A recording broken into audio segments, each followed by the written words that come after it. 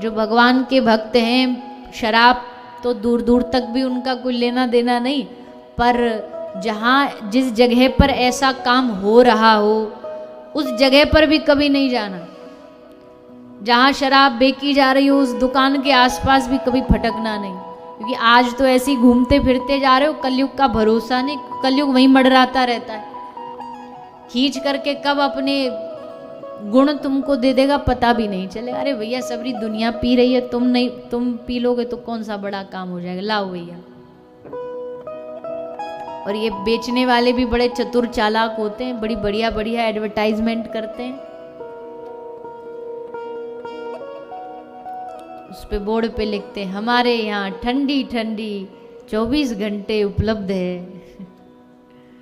तो बेचारा आदमी आ रहा थका पहुंच जाता, बोले लाओ भैया। कितनी कई बार ऐसे देखने को मिलता, कई दुकानों पे हमने देखा आसपास कहीं कोई एक ग्राहक नहीं होगा, पर इस वाली दुकान पे लंबी लाइन लगी होगी। सबको पता है ये नाश करेगी शरीर का, फेफड़ों का, लिवर का, किडनी का, पर हमें तो यही चाहिए।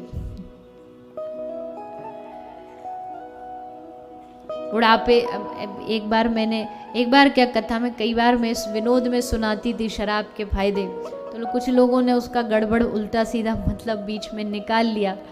पर उसका भाव यही है कि बोले जो शराब पीता वो कभी बूढ़ा नहीं होता। क्यों नहीं होता? वो बुढ़ापे तक तो पहुंचता ही नहीं, जवानी में ही सारा उसका सिस्टम खराब हो जाता है। डॉक्टर हाथ खड़े कर देते हैं कि तेरा लिवर खराब, किडनी खराब, सिस्टम खराब, सब जाम हो जाता है, गल जाता है सब।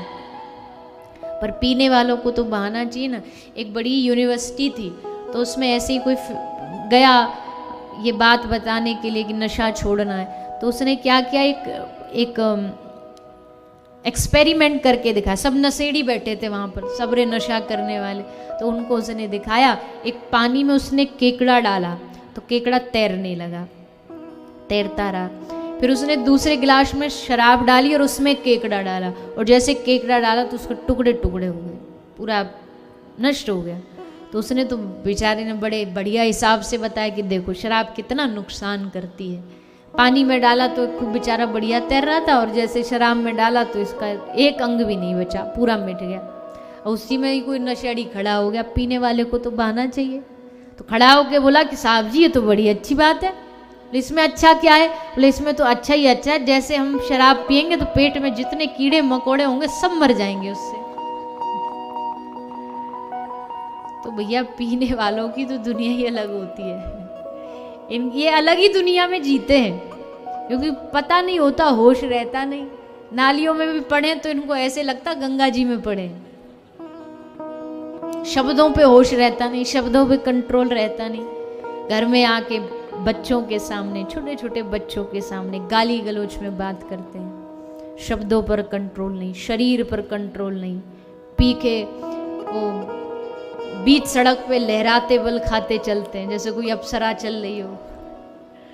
कहीं एक टक्कर मारी गाड़ी ने तो उछल के सीधा नरक लोग पहुंचेंगे, पर मानते नहीं। कितनों को देखो सड़क पे पड़े हैं मिट्टी में, वहीं मलमूत्र त्याग, कैसा जीवन बना लिया।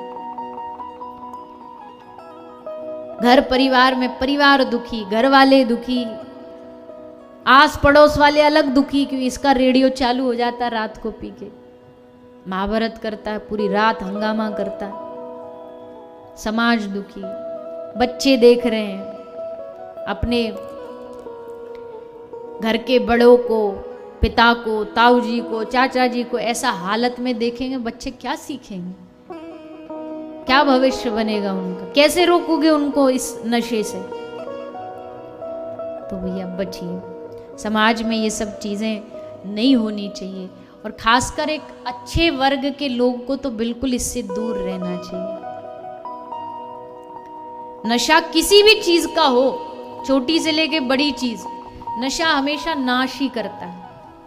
इसलिए इसकी शुरुआत हो उसी समय रोकी, और अगर किसी कारण से हो, मैं इस बात को भी मानती हूँ, कई बार ऐसे भी लोग मिले हैं बोले हम छोड़ना चाहते हैं, कोई नशा नहीं छूट पा रहा है, क्या करें?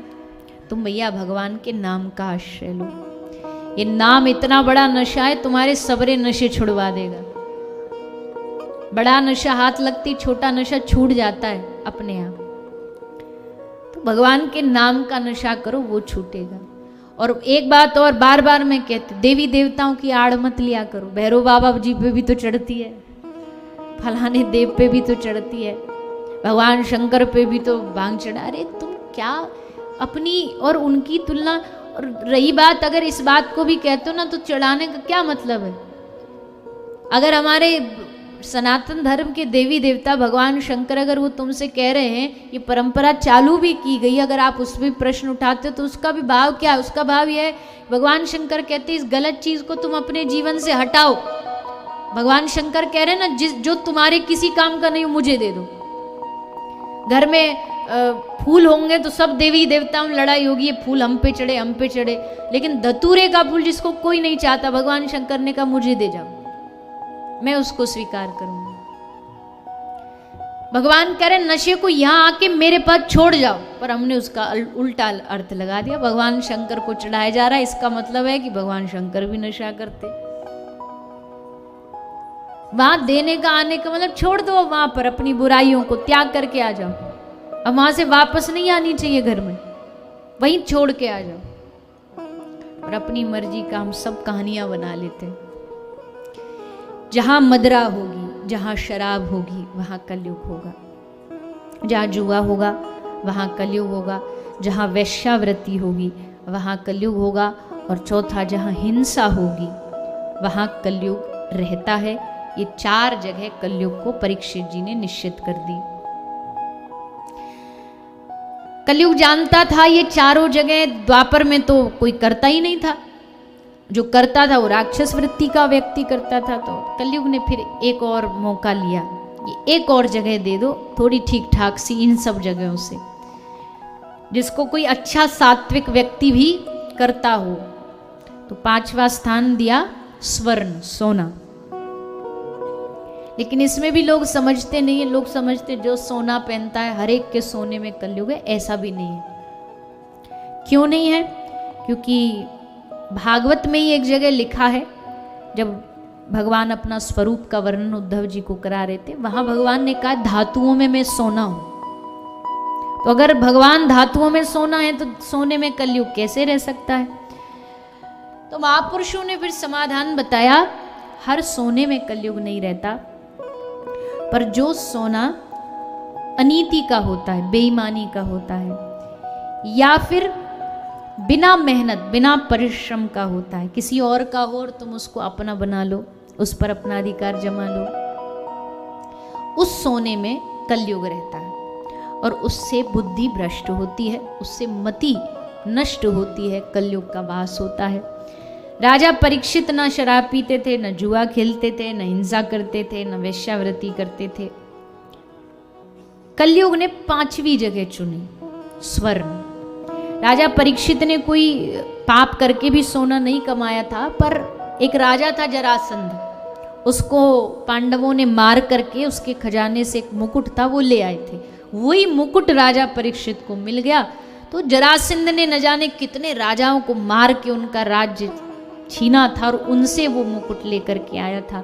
इसलिए अधर्म का सोना था, उसमें कलयुग आकर के बैठ गया।